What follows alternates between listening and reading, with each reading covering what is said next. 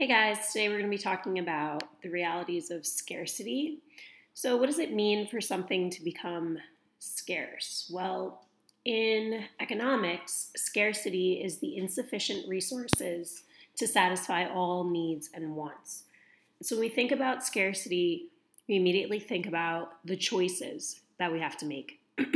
So, the other day in class, we talked about choice when a mom is going to be making dinner and she goes to the store, she wants to make stuffed peppers and she has all of the things that she needs to make that dinner except for the peppers. And she gets to the store and finds out that they're out of peppers. So now she has to make a choice whether she's going to drive out of the way to go to another store to get the peppers or if she's just going to make the stuff. And so that's one of the examples of one of the many choices that we make in our day to provide for for our families and for our lives. So here's a model just to take a look at the four factors of production that we see: land, labor, capital, and entrepreneurship. And so these are the inputs, and we see that these resources and time, these are limited. We want to see how much of this or which ones are going to be allocated to give us all of the unlimited wants that humans have. So we see that obviously we have food, clothing, shelter. Those are first and foremost the needs for humans. Then we have immediately after that security and medicine, good health and knowledge. These are things that are unlimited wants, and variety in diet and convenience is something that we all focus on, and we want to travel and we want to have recreation and respect and entertainment and love and this unlimited amount. And so the question is there enough resource and time to give us what is virtually unattainable of all of the wants that we need? And the answer is no. So then the question becomes, who gets what? Who gets which ones of these? Because it doesn't come out to be equal. We don't all get the same amount of stuff. We don't all get the same allocation. So the choices that are made based on our government and the choices that we make based on the hand that we're dealt in life are basically what we talk about when we recognize scarcity. So what we're going to do is we're going to watch a short video right now that kind of talks about why not everyone can live in a mansion. Not everyone can have a boat that they can access or drive a fancy car. So we'll just take a look at that video.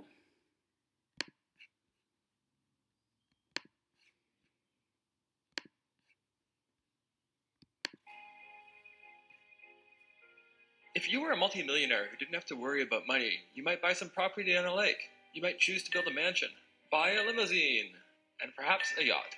It's a lovely dream. Unfortunately, we can't all live luxurious lives like this. There are simply too many of us. There aren't enough lakes with mansions, fancy cars, and yachts to go around. Now the question is, if people like this sort of lifestyle, why don't we replicate it? Why don't we build more houses, more cars, and more yachts? Then everyone could have what they wanted. The problem, of course, is scarcity.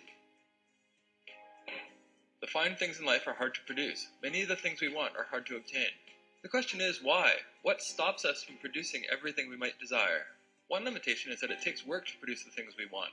To replicate the scene we just imagined would require construction workers, engineers, carpenters, and many, many more people. Suppose we had an unlimited supply of labor.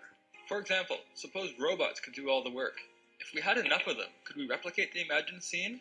No, there are other limits. For one thing, we need raw materials. The earth supplies the materials we need to replicate the imagined scene. Trees are needed to produce lumber. A quarry is needed to produce gravel and other materials. Fields need to be cultivated to grow food. We'd need cows if we wanted to barbecue steaks on a warm summer evening. Fresh water is needed to drink, water the crops, and for many other tasks. Mineral resources are needed to produce metal and other materials. These, and many other things, need to be extracted from the environment to replicate the imagined scene. If instead of having just one Earth, we had many, could we all live in mansions? Not quite yet. We still need capital. The problem is it takes time to produce things. Before we can make mansions, we first have to make tools, machines, and factories. It would take time to build up the productive capacity needed to build all the things we want, and more time afterwards to manufacture them. Imagine we had unlimited resources, but only had one robot and few tools. It would take quite some time for the robots to build what we all want. We would have to first build more robots and more factories. Now, if we have unlimited labor, raw materials, and capital, we could have whatever we wanted. We could replicate the imagined scene and anything else until everyone had everything they could possibly want. Of course, we don't have an unlimited supply of labor, raw materials, or capital. This means we can't all live lives of luxury. Even though cities are big and complex, prices are erratic, and economic theory is complicated, there is an underlying simplicity to what the economy does and why goods and services are scarce. Scarce labor, raw materials, and capital are transformed by the economy into the things we need. The outputs are scarce only because the inputs are scarce. Okay, so now we want to think about what is scarce to you. And so you might be thinking that things that are scarce to you might be time.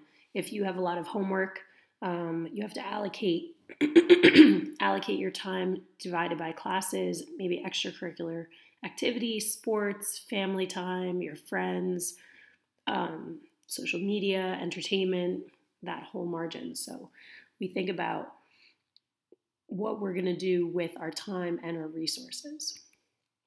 Okay, another key term that a couple of key terms coming up here. First one that we're going to look at is a producer. Producer is a person or a company that makes a product or supplies a service. In this particular instance, we're going to think about Ben & Jerry's. And so if you go to the store and you buy your Ben & Jerry's fish food, one of the more popular Ben & Jerry's, I'm just going to throw that one out there. It's a yummy one. If you get Ben & Jerry's fish food, then you have bought the product. But if you go to an ice cream shop, if you go to a Ben & Jerry's local shop and they serve you Ben & Jerry's, now you're getting a service in addition to the product. You might just go to a place where you get the service without the product. It's not something that you're walking away with. But a producer is either the person or the company that's giving you the product or supplies the service. Next, we have a good. A good is tangible. That means you can touch it, you can hold it, you can manipulate it, eat it, whatever it happens to be. So if you go to the grocery store, any fruits, vegetables, anything that you can take home, all of your foods are goods. All the stuff that we have, any manufactured items, your cell phones, your clothes, your awesome sneakers, all of these things are all goods. They're all tangible. You can hold on to them.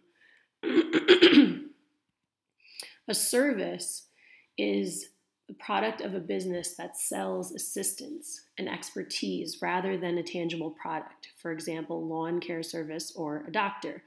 When the lawn care service comes to the house and they fix up the yard and they blow away all the leaves or gather up all the leaves and the lawn clippings and everything, the lawn looks great. They've provided a service, but the lawn care specialists leave and there's nothing left. It's just, there's no product left. It's just the service of cleaning up the yard. When you go to the doctor, they provide the service of giving you their advice or maybe prescribing a tangible good, which would be medicine. If they prescribe medicine, then that is a good, but the service that they have provided is their knowledge and wisdom for your health care.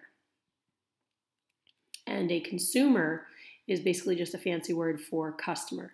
Consumer is any purchaser of a good or service.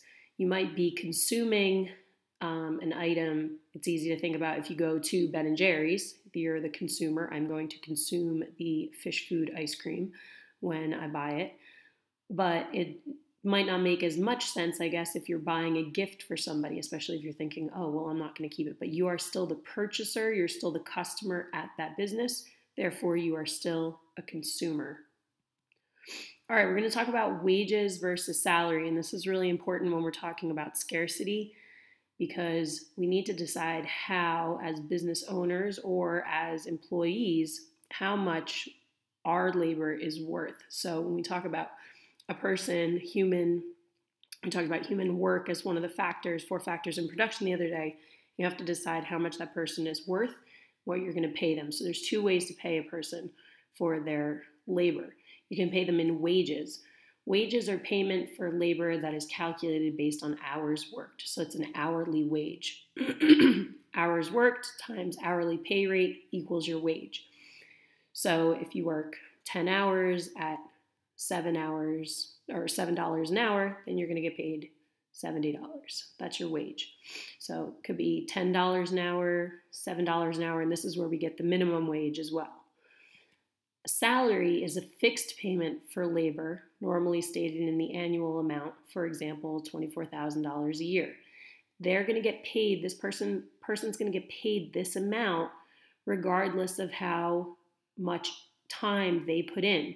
It's understood that they're going to spend more time at certain times of the year than others. For example, as a teacher, I have a fixed salary. I work more hours when we're in school, obviously, and then I don't work in the summer, so that gets allocated. So it's divided by the months that we're in school. A person who's a financial assistant or an accountant might find themselves working more right during tax season, and they might have a low season in the summer. So things like that, but they'll still have a salary, and they might be pulling longer hours in their heavier season, in their more rushed season than they would in the off season. But it's assumed that it would balance out. So as an employee, you want to decide what are the advantages that you're looking at with both wages and salary. Some of the benefits with wages might be that you get paid exactly for the amount of hours that you work. So if you're working extra hours, if you're working overtime, then you might get paid time and a half or double time. And the drawback, though, on wages would be that if there's not enough work for you to do and you get sent home, then you're not getting paid. So that's the problem with a wage employment. Salary's fixed, it's more stable, but if you work harder, you might not necessarily see an increase in your pay. Maybe not right away. All right, so that's about all we have for scarcity. That's video 2.